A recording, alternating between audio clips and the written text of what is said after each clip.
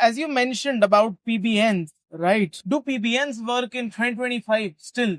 Oh, yes, definitely. What's the right approach of building PBN links? I think the right approach is to not get the cheapest possible domain, the ones Not you get can cheap. find available by scraping, because you would invest something in the website, even if it's AI content. You would invest something in maintenance, in renewing the domain. Over time, the value, the cost of the domain, the edge domain, is becoming a smaller and smaller part of your whole investment. So costing maintenance, domain renewal. So it's better to get a $100, $200 if you're after more power, $500 domain for a PBN instead of a $10 domain. And then you get 1/5 of the value, and the maintenance cost piles up.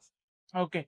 And how do you build up a PBN website? What's the right structure? Is it should be from the homepage directly, or putting up multiple articles, or getting it from the menu, footer, navigational bar? What's the correct approach? Or should be a mix of everything? I think the links from the homepage is obviously a must because you want to take the link juice of the whole website.